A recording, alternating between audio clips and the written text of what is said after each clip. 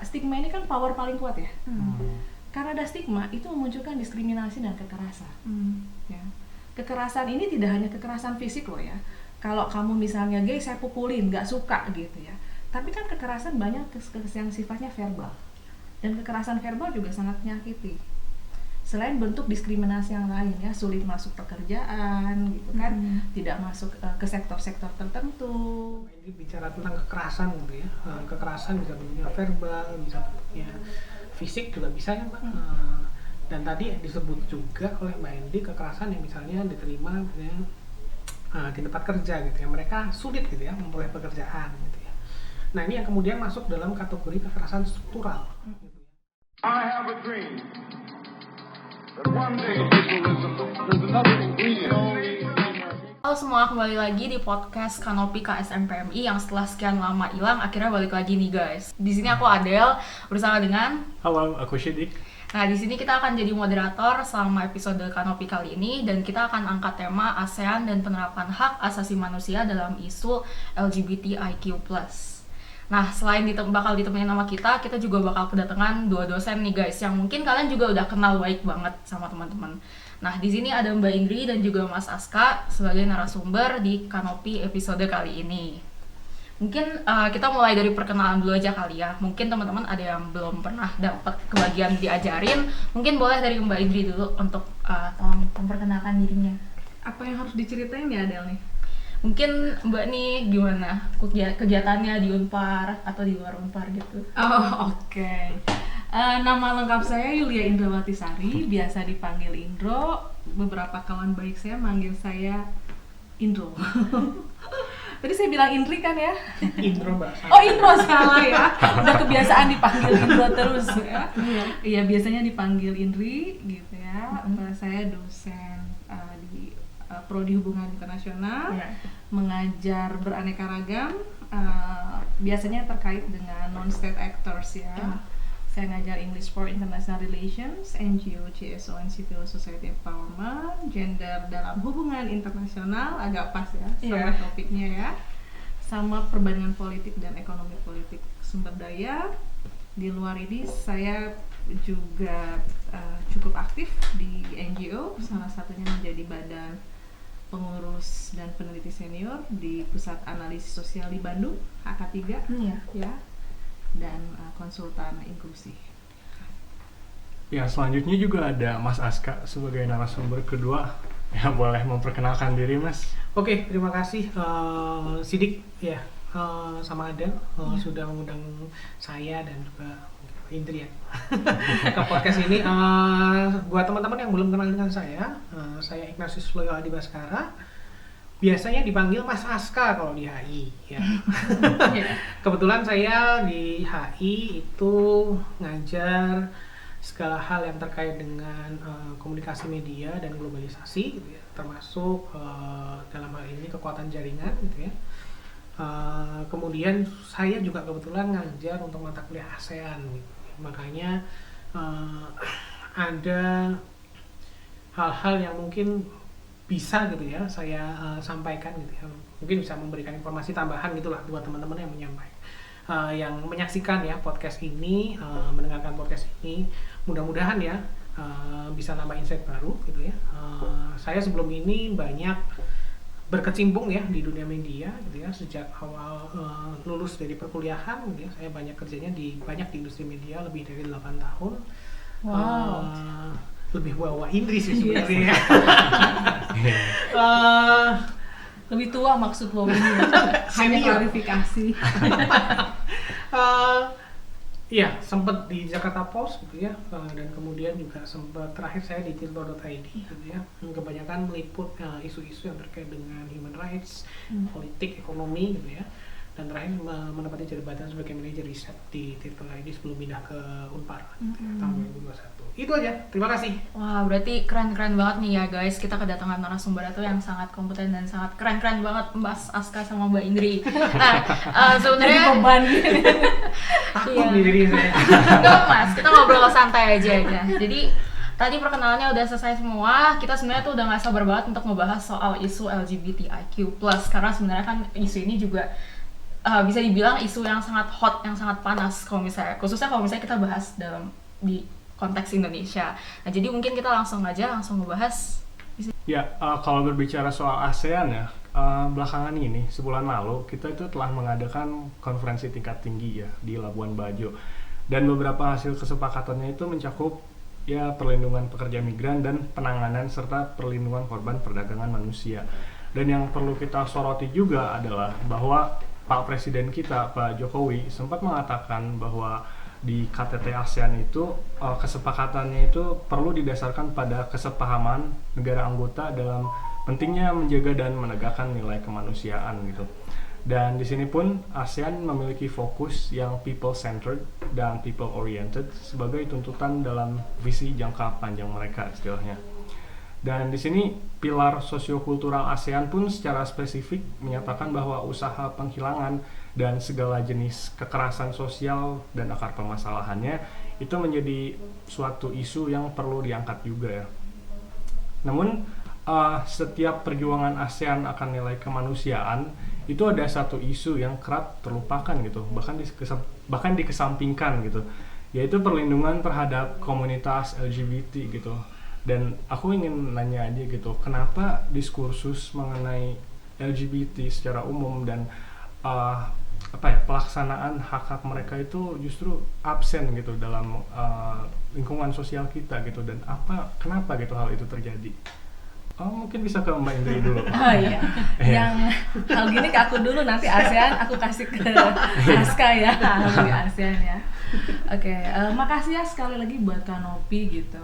Saya secara khusus senang bahwa kalian mungkin mengangkat isu-isu yang terkait dengan komunitas minoritas yang cukup kontroversial dan enggak gampang untuk didiskusikan, dibicarakan, apalagi di publik gitu ya.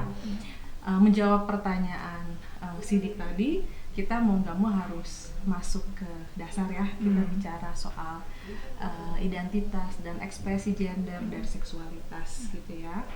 Mungkin ini biasanya kelas 1 semester.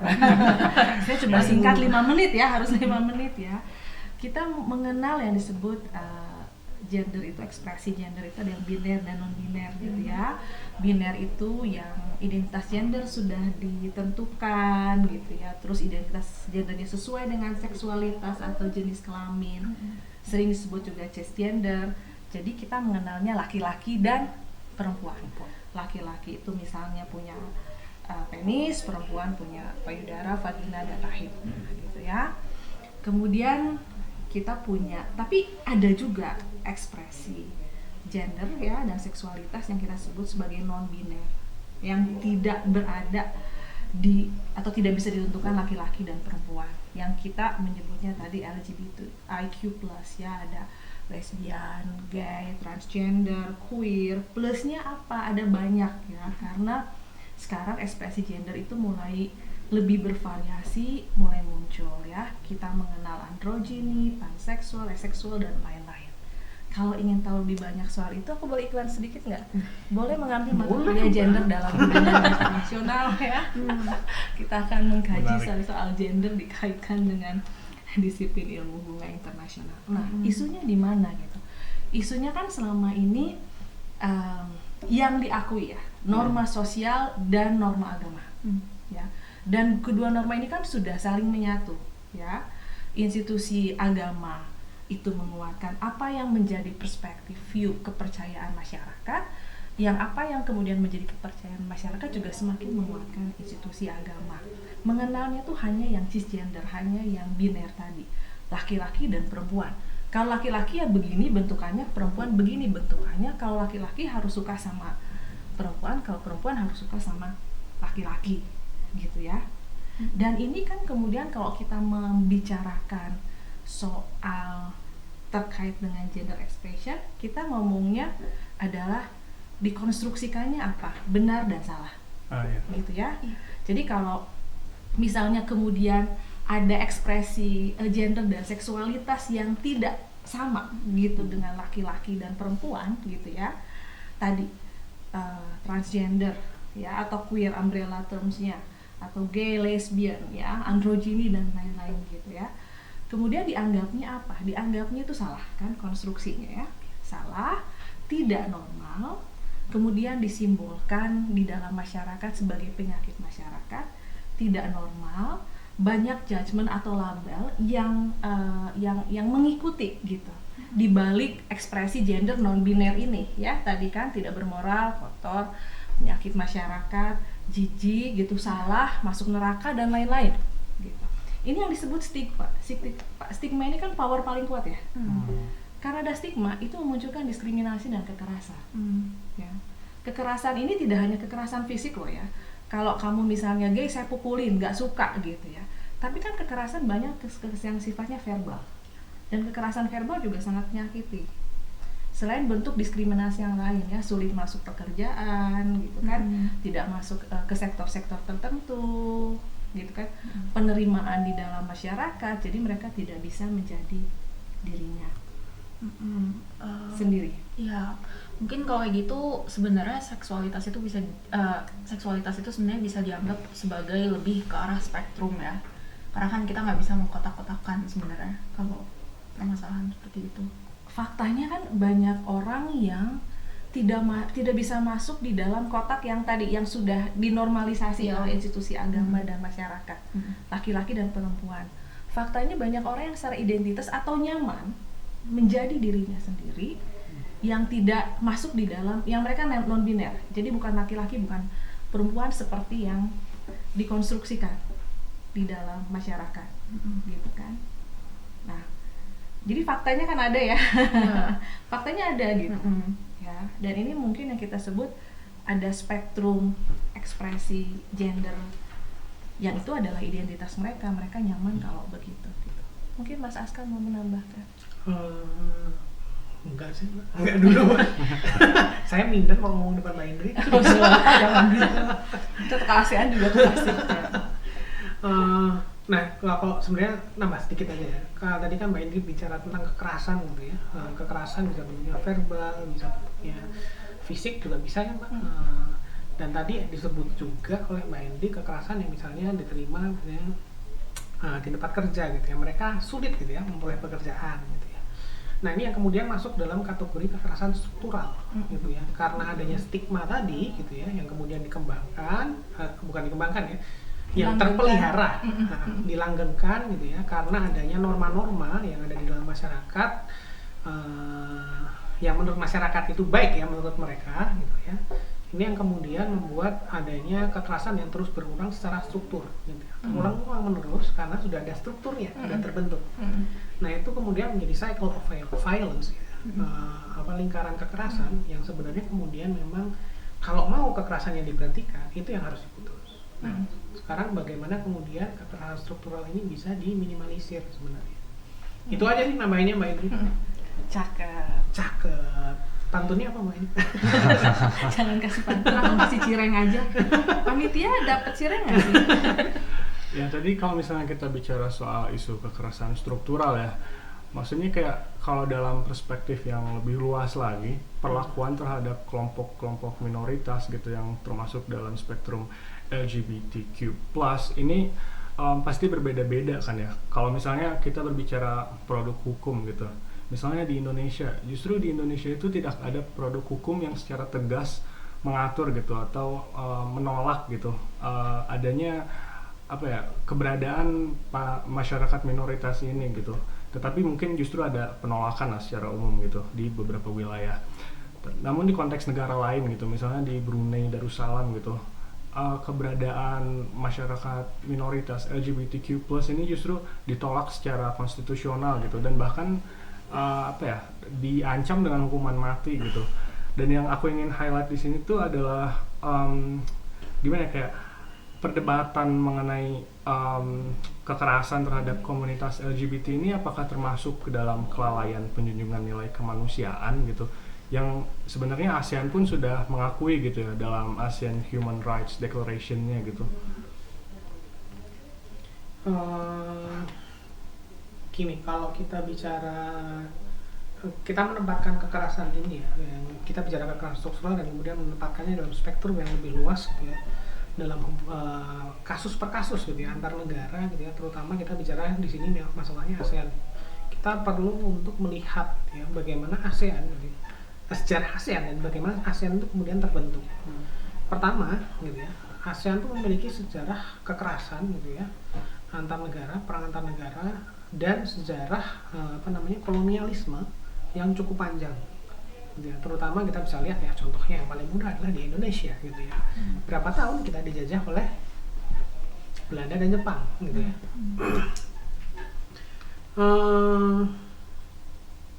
Sejarah itu perlu kita lihat kemudian untuk melihat gitu ya bagaimana kemudian warisan kolonialisme gitu ya, itu kemudian masih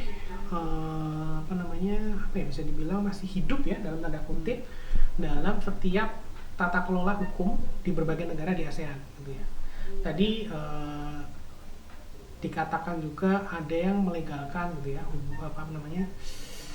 kalau di Brunei Darussalam itu kalau nggak salah ada stoning gitu ya, stoning to death ya, jadi lempari batu sampai mati gitu ya, kalau untuk yang melakukan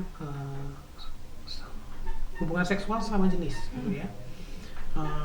Kemudian kita ada Singapura gitu ya, juga masih sampai beberapa tahun yang lalu gitu ya, masih ada hukum gitu ya mengatur penal code gitu ya.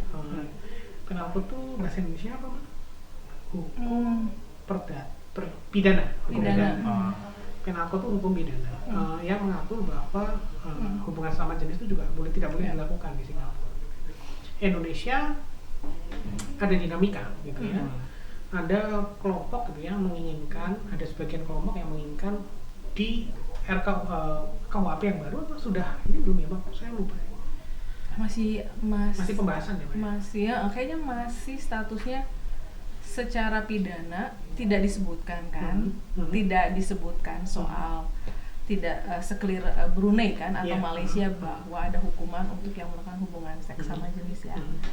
Tapi kayaknya kan mau diubah ya, lagi ada itu ya. Nah, upaya itu untuk ada upaya RKUHP, rancangan RKUHP yang baru.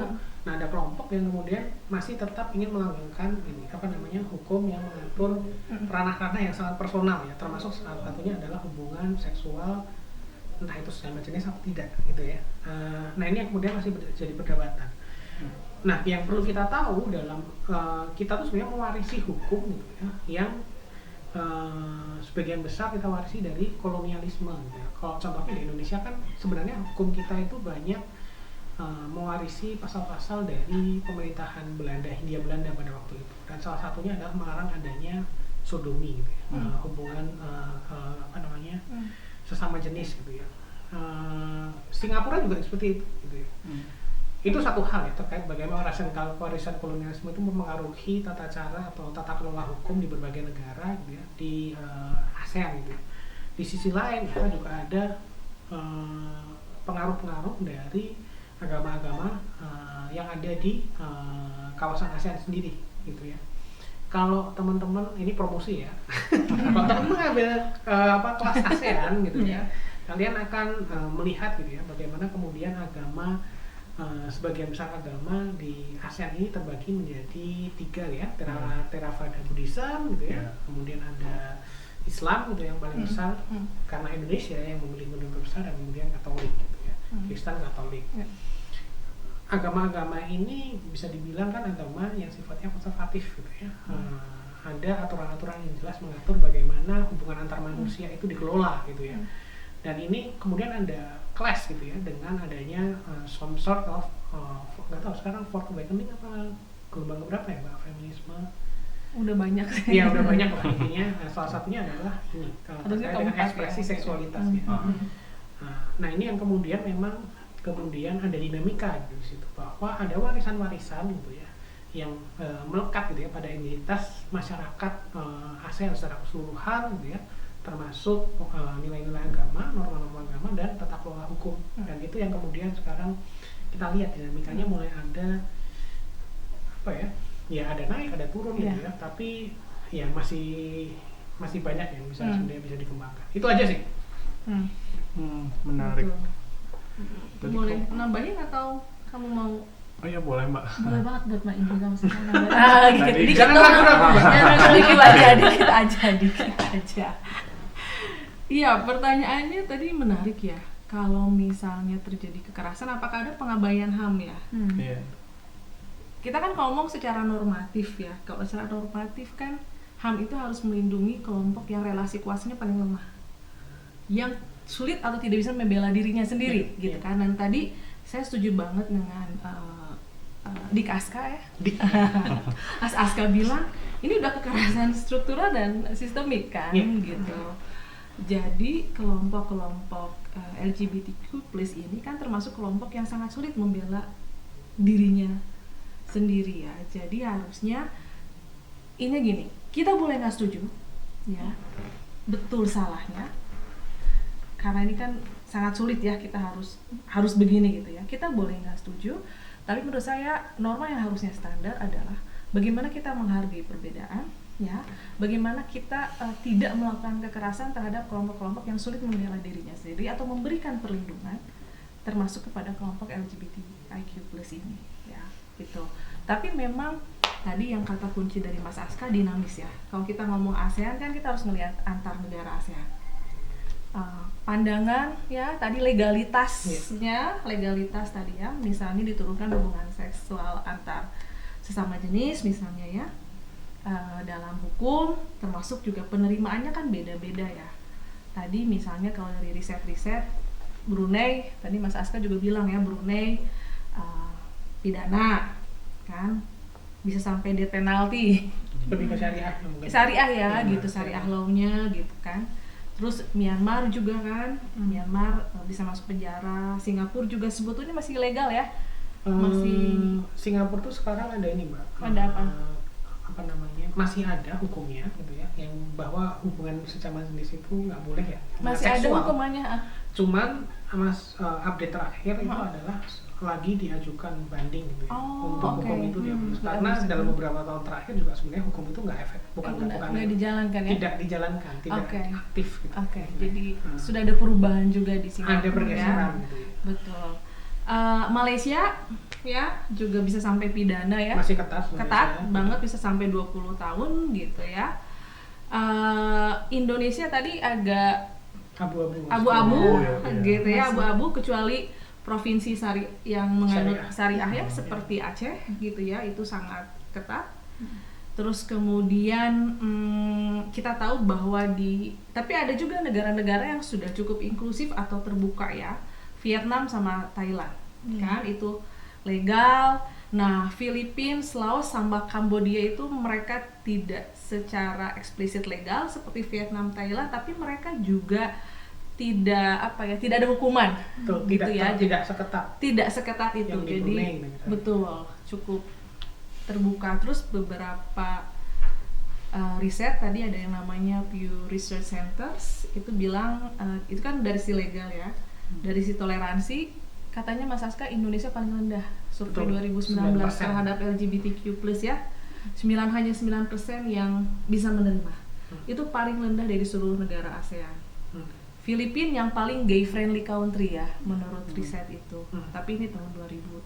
Peringkat 10 kalau nggak salah. Ya, betul. Sehingga kan kalau kita ngelihat variasi ini secara praktek susah ya untuk mencapai karena gini, saya agak masuk politik. Institusi politik atau negara juga kan biasanya memperkuat institusi agama sama institusi sosial tadi terkait LGBTQ ya. Karena walaupun misalnya Indonesia bukan negara sekuler ya, Mas Aska, tetapi pengaruh institusi agama kan kuat. Termasuk popular view tadi ya, bahwa hanya 9% yang nerima, yang lain kan masih enggak ya. Sehingga pasti politikus atau politik atau negara tidak mau mengambil langkah yang sangat kontroversial ya. Misalnya nerima gitu, pasti enggak, karena itu artinya mereka menentang institusi agama dan sosial, udah nggak populer. Sementara legitimasi negara kan dari itu ya, fit in di dalam popular view yang populer atau yang paling kuat pengaruhnya. Sehingga apakah mungkin ada konsensus? ASEAN kayaknya agak susah ya, Mas Susah, Aska, agak karena susah. Indonesia Malaysia pasti nggak mau kan. Nah, cuman tadi kita sudah berbicara soal kekerasan struktural yang sangat dipengaruhi oleh penerimaan masyarakat terhadap nilai-nilai yang tercakup dalam spektrum LGBTIQ+.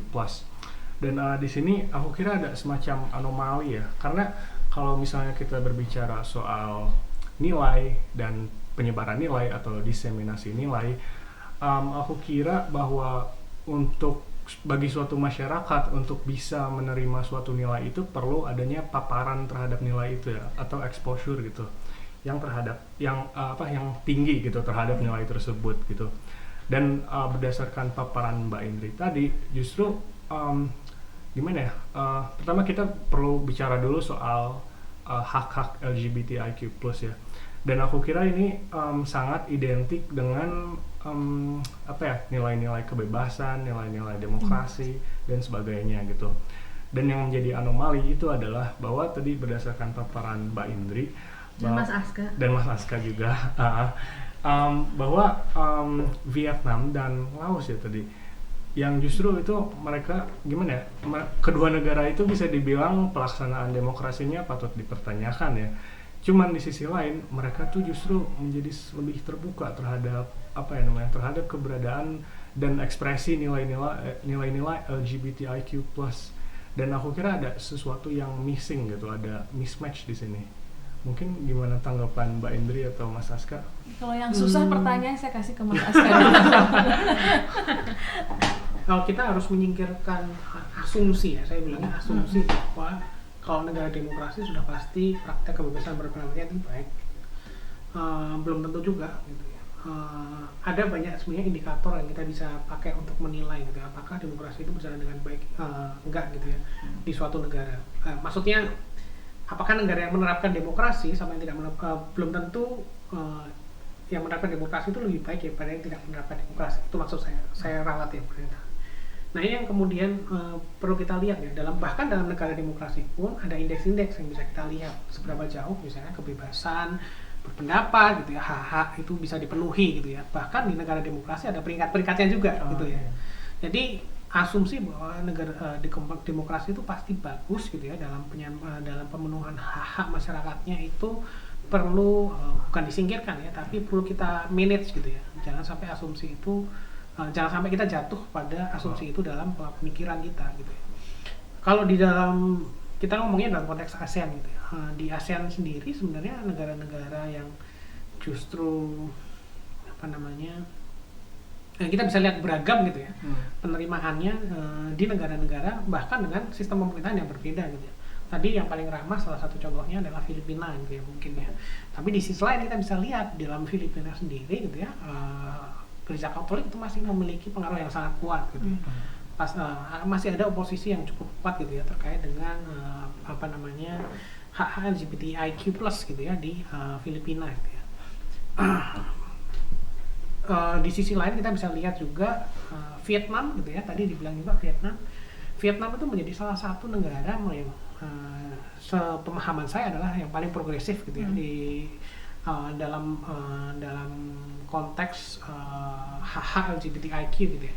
Terakhir gitu ya tahun lalu kalau nggak salah gitu ya, Vietnam itu menjadi mungkin ya satu-satunya negara di ASEAN yang mengakui bahwa yang secara secara legal itu mengakui bahwa LGBTIQ itu bukan penyakit gitu ya, dan itu merupakan suatu lompatan besar pemenuhan hak LGBTIQ gitu. Thailand gitu ya, mereka sangat terbuka dengan komunitas LGBTIQ gitu ya, namun juga masih ada diskriminasi sebenarnya yang dialami gitu ya oleh LGBTIQ di Thailand gitu ya. Mulai dari susah mendapatkan pekerjaan gitu ya, bullying itu juga masih terjadi. Jadi terlepas dari sistem pemerintahannya, kita memang harus melihat bahwa penegakan hukum ini dengan sistem pemerintahan apapun memang harus ditegakkan gitu ya. Bukan penegakan HAM itu memang harus ditegakkan karena itu adalah hak asasi yang harusnya setiap manusia gitu ya bisa memperoleh itu gitu ya, termasuk hak untuk mendapatkan pekerjaan bebas dari diskriminasi gitu ya, bebas hidup dari ketakutan gitu ya, dan tercantum dalam Deklarasi Universal gitu ya. hak asasi manusia oleh PBB. Itu sih. Nggak tahu mungkin Mbak Indri ada lagi nih. Nah, ya mungkin Kalian dari tuh keren Mbak deh kalau Indri. bikin pertanyaan langsung gini. Oh ya nih, apa namanya? Tadi yang saya sebutkan ini saya harus menyebutkan risetnya ya kan. Boleh. Kita harus ini. Jadi tadi data-data yang sebut tuh dapatnya dari web, hasil dari risetnya ASEAN Australia Strategic Youth Partnership tahun 2019 gitu ya. Dan memang tidak disebutkan mengapanya gitu ya, sehingga pertanyaan kamu ini sebetulnya saya agak susah menjawabnya karena harus riset dulu, harus baca-baca artikel dulu ya, jadi saya sebetulnya agak susah menjawabnya. Tapi saya setuju Mas Aska, demokrasi tidak selalu identik ya, karena demokrasi spektrumnya tadi ya, levelnya juga luas ya.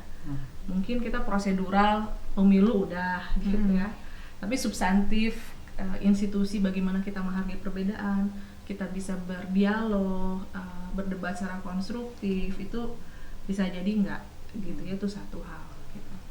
Nah, ada juga sih kayaknya riset kemarin ya, saya pas lagi baca-baca untuk mempersiapkan kanopi ini ada indikasi misalnya bagaimana institusi agama itu salah satu faktor yang mempengaruhi perbedaan. Misalnya kalau Buddha gitu ya, ada. Tapi saya agak takut nih ngomongnya kalau yang begini ya, karena saya takut salah. Tapi itu ada ya, ada indikasi misalnya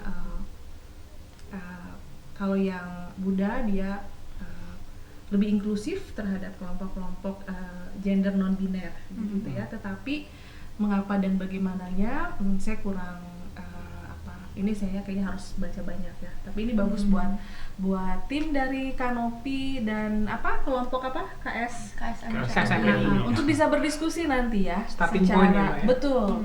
Untuk bisa berdiskusi, kita sama-sama membaca. Ya tadi mungkin kita ini ya sempat disinggung juga soal kayak identitas gender gitu, dan kayak gimana hal ini pun nggak selalu identik dengan penyebaran nilai-nilai demokrasi gitu ya. Dan mungkin dalam tataran akar rumput pun sudah diakui ya justru identitas-identitas yang berbeda. Seperti misalnya kalau di Indonesia tuh di suku Bugis kalau nggak salah itu ada semacam 5 identitas gender yang berbeda-beda gitu ya. Namanya aku lupa. Saya juga lupa Mbak, sejujurnya. Tapi Bisa ada di-Google. itu. Iya. Jadi mungkin pertanyaan aku tuh kayak apakah memang secara default gitu, secara polos gitu ya, Indonesia itu justru malah sudah mengakui keberadaan dan hak komunitas LGBTIQ+ gitu, terlepas dari misalnya dari lobby-lobby yang dilakukan oleh kelompok tertentu gitu, Mbak dan Mas. Default.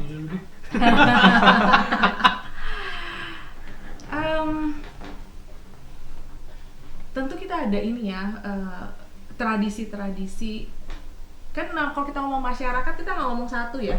Dan Indonesia sangat beragam gitu. Di Sunda, Jawa sendiri, Sunda beragam gitu ya. Tadi di mana masyarakat Bugis itu ya? Iya, memang ada. Ini menarik Mas Aska, mungkin boleh Google apa Bisu. sih?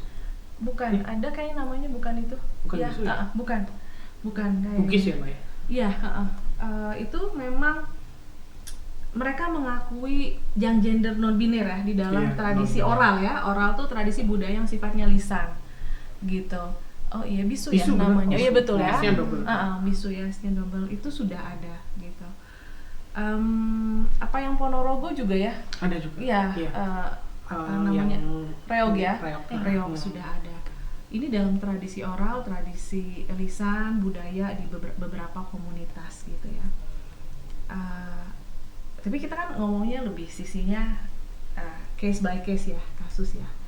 Kalau misalnya tadi kita masuk lagi kepada surveinya Pew Research ya, Center 2019, yang nerima berapa? 9% ya? 9% acceptance. Dan kita jujur, kita harus mengakui bahwa politik identitas makin kuat di Indonesia. Ya, terutama berbasis agama kan ya. Ya kan?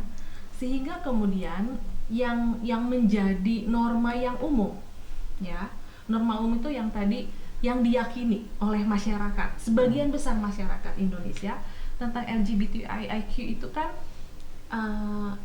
adalah itu salah, itu tidak sesuai norma agama ya, tidak sesuai norma agama itu salah gitu ya. Bukan sesuatu yang artinya tidak normal ya, dan tidak diterima gitu. Sehingga sih kalau menurut saya gitu ya, di Indonesia itu secara general itu yang kuat ya, dan mungkin itu yang sulit ya, kita perlindungan LGBTIQ itu tantangannya sulit gitu, karena itu walaupun ya kita juga nggak tahu ya dengan sisi tadi ya, kalian misalnya mahasiswa udah mulai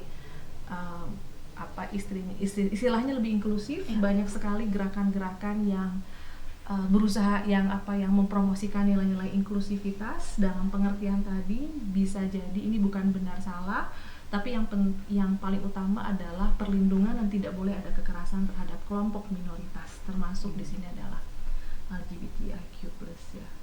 Jadi ya nggak di situ aja, gimana ya ngomongnya. Menarik sekali Mbak. Dan tadi juga sempat kita singgung juga ya, kalau misalnya ada kayak semacam sentimen yang menguat ya, khususnya dari misalnya kayak kelompok-kelompok yang menganut nilai tertentu gitu ya, dalam meminggirkan diskursus mengenai LGBTIQ+ gitu. Tapi kalau misalnya dari Mas Aska sendiri nih, sejak Mas Aska misalnya sangat berkecimpung di dunia media gitu ya, kita bicara representasi gitu. Kalau misalnya dalam konteks ini representasi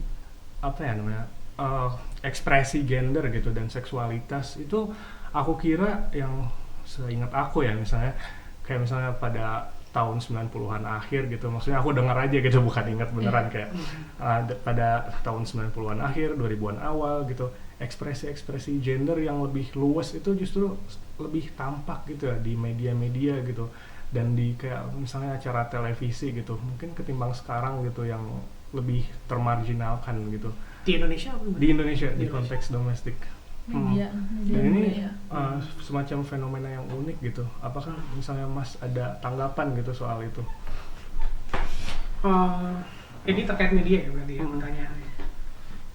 Kita harus ngerti dulu logika bagaimana media bekerja gitu ya.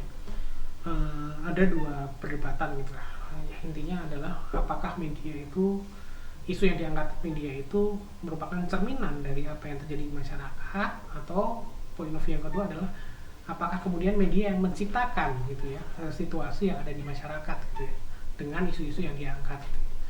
Nah, ini ada dua sudut pandang gitu yang berbeda ya, terkait dengan peran gitu media dalam masyarakat gitu. Nah, kalau kita bicara dalam konteks seperti yang kamu sebutkan tadi, ada mungkin perubahan ya, kalau dulu sedikit lebih luas gitu ya, sekarang lebih ketat gitu ya. Sebenarnya kita bisa melihat bagaimana kemudian media dan masyarakat itu sebenarnya saling mempengaruhi gitu ya. Media itu kita nggak boleh melihat sebagai suatu institusi yang sifatnya alien gitu ya. Dia terpisah sendiri, bergerak secara independen gitu ya. Enggak gitu. Media itu adalah institusi yang juga terdiri dari manusia-manusia gitu ya. Dan setiap media atau setiap newsroom itu punya kebijakannya sendiri-sendiri yang ditentukan dari manusia yang bekerja gitu ya, di dalam media tersebut gitu ya. Sehingga kemudian kita bisa melihat bahwa ya benar gitu ya, masyarakat at some certain level itu bisa mempengaruhi bagaimana cara media bekerja, dan at a certain level juga bagaimana media bekerja bisa mempengaruhi masyarakat, karena informasi yang kita peroleh gitu ya. Kita ini kan manusia sosial ya, kita bergerak memutuskan suatu membuat suatu keputusan itu berdasarkan informasi yang kita peroleh. Informasi itu bisa dari mana aja, dan media itu mengambil porsi yang cukup besar gitu ya dalam bagaimana kita terpapar terhadap informasi. Jadi klaim bahwa media mempengaruhi masyarakat itu juga sama solidnya dengan masyarakat mempengaruhi media. Kalau ada indikasi gitu ya pergeseran gitu ya, dari yang dulu lebih luas kemudian sekarang mungkin lebih konservatif, lebih strict gitu ya, ada juga hubungannya mungkin yang disampaikan Mbak Indi tadi gitu ya. Meningkatnya politik identitas ya dalam beberapa tahun terakhir, yang ada kaitannya juga dengan populisme sebenarnya kalau di Indonesia. Bagaimana cara media bekerja, terutama mereka yang media yang bekerja masih berdasarkan logika bisnis ya, semakin banyak yang baca semakin untung mereka gitu ya. Maka kemudian ya mau nggak mau media ini kemudian bekerja dalam suatu sistem yang terperangkap gitu ya, dalam populisme gitu ya. Kalau masyarakatnya kemudian memang terpengaruh gitu ya dengan politik identitas, otomatis medianya juga gesernya ke arah sana gitu ya. Jadi kemudian kita bisa lihat bahwa terjadinya pergeseran itu mungkin ya memang karena ada perubahan gitu ya, dalam sudut pandang masyarakat gitu ya. Ada beberapa survei gitu ya, saya lupa yang melakukan siapa ya, UIN Jakarta mungkin ya, ada lembaga gendernya bukan lembaga konflik studi konflik Ada studi sih, itu, oke. Ma'arif itu bukan Ma'arif itu Nah. saya lupa namanya, maafkan saya. Nah, Sudah nanti lama bisa dicek bacanya ya. nanti bisa dicek ya. Maaf tidak semua Nah, salah juga. satu institusi gitu ya, salah satu institusi penelitian gitu yang ada di UIN Jakarta gitu ya, yang bergerak di bidang studi perdamaian dan konflik gitu ya. Mereka melakukan riset gitu ya, dan ternyata memang semakin kesini gitu ya, masyarakat Indonesia itu semakin dalam tanda kutip itu bahasa Inggrisnya pious, bacanya gimana ya, saleh, pious Soleh aja saleh Iya. gitu ya, semakin saleh gitu. Jadi nilai-nilai agama ini juga menjadi semakin penting gitu ya buat masyarakat Indonesia dalam kehidupan bermasyarakat sehari-hari. Maka kemudian kita bisa melihat ya bahwa ada pergeseran tren di masyarakat yang kemudian juga berpengaruh terhadap pergeseran tren di media. Yang media otomatis juga akan semakin merujuk pada pasarnya gitu ya. Karena bergerak dalam sistem yang tadi yang saya sebutkan. Itu adalah hipotesa saya gitu ya, yang masih butuh dibuktikan gitu ya dalam penelitian yang berlanjut gitu ya. Jadi ini dugaan awal saja sih, asumsi awal saya gitu ya, dari membaca penelitian-penelitian yang sudah ada gitu ya. Itu Kalau ini saya soalnya agak sedikit mempertanyakan kata perubahan yang kamu sampaikan. Sekali lagi ini juga perlu penelitian, saya belum baca-baca, tapi saya punya teman yang mendalami gender dan media. Jadi dia sering bercerita, sekali lagi bisa jadi salah ya. Kalau kita ngomong representasi, kita harus melihat di media yang direpresentasikan tuh apa. Jadi ada semacam analisis kontennya. Yang direpresentasikan itu apa? Misalnya gender non-binarnya kayak apa? Bagaimana mereka berpenampilan? Mereka digambarkan seperti apa? Dari dulu tuh kalau tadi ya LGBTIQ kan yang ditampilkan dalam media, dalam film itu selalu itu ya. Mereka yang misalnya tangannya melambai seperti apa, ngomongnya bagaimana, mereka menjadi pihak yang lucu ya, dan sering menjadi apa itu ya, apa kayak bulan-bulanan ya di itu ya, gitu lucu, objek lah ya. objek Objek. gitu ya, objek gitu. Itu yang kemudian biasanya ditampilkan. Apakah ini adil buat gender non-biner enggak? Apakah ini representatif enggak? Ada yang seperti itu iya, dan mereka kan adalah kelompok, dia wonderful juga kan. Tapi ada gender non-biner yang tidak direpresentasikan dalam media ataupun dalam narasi media ataupun misalnya film dan lain-lain.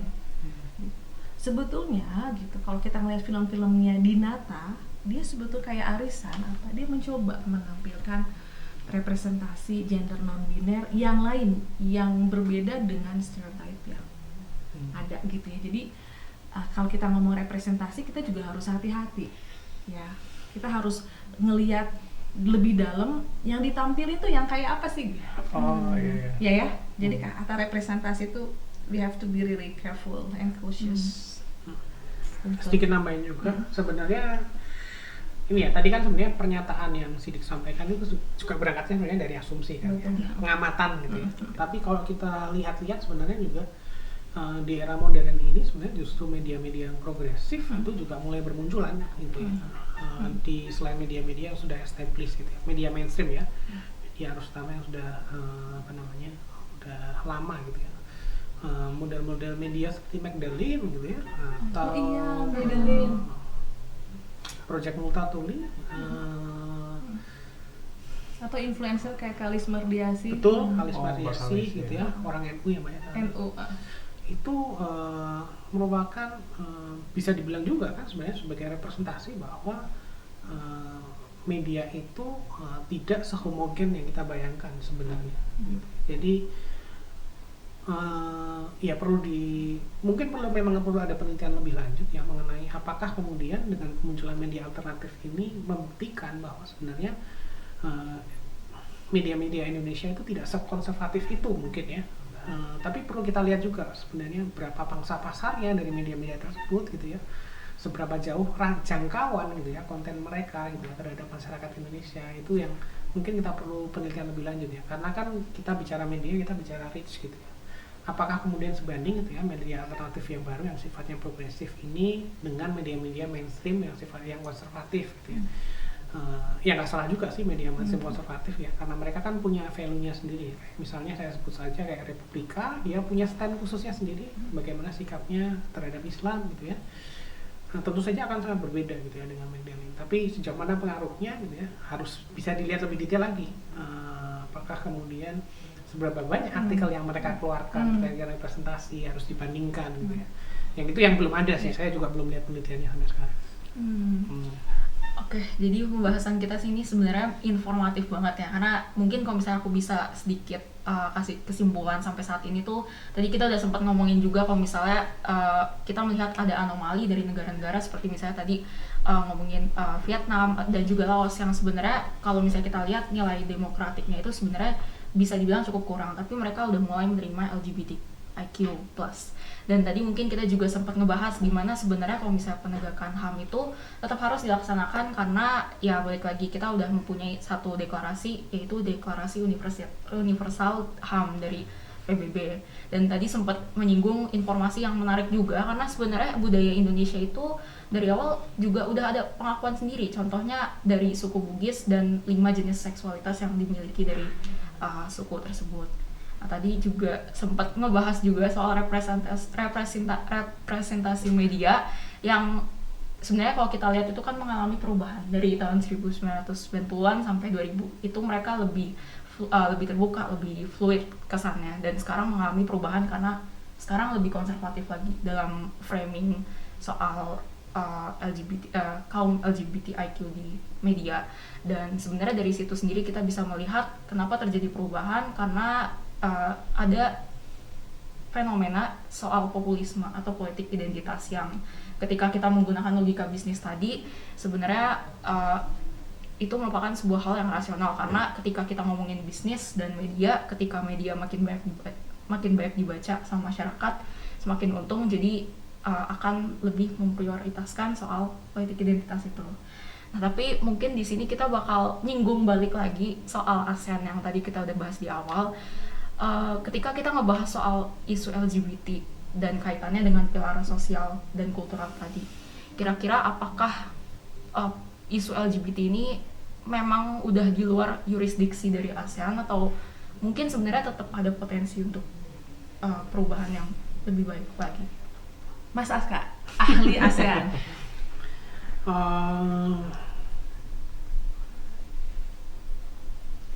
Saya rasa akan sulit ya untuk negara-negara saya tadi ya sudah dia bilang di awal juga ya, termasuk Mbak Yandri, untuk satu suara terkait masalah ini ya. Cuman memang di ASEAN sendiri ini tentu saja juga menjadi perhatian gitu ya, bahwa ya LGBTIQ juga merupakan manusia gitu ya, sama kayak kita. Nggak ada yang membedakan kita ya sebenarnya, terlepas dari tadi ya sexual orientation, gender identification, dan sexual expression gitu ya. Apa yang terjadi sekarang di ASEAN ya, mereka bergeraknya adalah di ranah HAM itu gitu. Bahwa memang ya itu harus dipenuhi gitu ya. Hak-hak kita sebagai manusia terlepas dari apapun gitu ya, itu yang harus dipenuhi. Dan ini juga sempat gitu ya disuarakan gitu ya di salah satu forum gitu ya, itu oleh Asian Parliamentarians for Human Rights gitu ya, kayak semacam lembaga parlemennya gitu ya di ASEAN gitu ya, tahun 2020 kemarin. Mereka sebenarnya mengomentari terkait dengan draft tentang criminal code ya, KUHP gitu ya. Pas waktu itu kan lagi gencar-gencarnya KUHP gitu ya.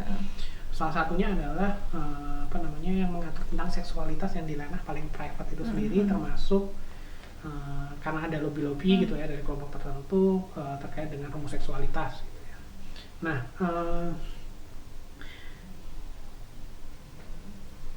salah satu parlementernya itu, anggota parlementernya mengeluarkan komentar bahwa mereka juga raising concern gitu ya. Kalau misalnya RKUHP ini benar-benar disahkan gitu ya, dengan dengan pasal-pasal yang seperti itu, tentu saja ini akan merugikan semua pihak, terutama mereka kaum minoritas gitu ya, termasuk LGBTIQ ya, kaum LGBTIQ+ gitu ya, yang sampai saat ini juga masih belum terpenuhi gitu hak-haknya gitu ya. Nah, suara-suara ini sebenarnya juga sudah muncul gitu ya. Salah satunya tadi ya di ASEAN Parliamentary gitu ya, oleh salah satu anggotanya. Mereka menyoroti itu tentang bagaimana pemenuhan hak LGBTIQ gitu ya. Tapi secara legal gitu ya di tingkat summit mungkin kita nggak akan melihat secara blatant gitu ya, secara terbuka gitu ya terkait dengan hal ini. Karena ya itu tadi, setiap negara masih punya posisinya sendiri-sendiri ya terhadap kasus ini ya. Bahkan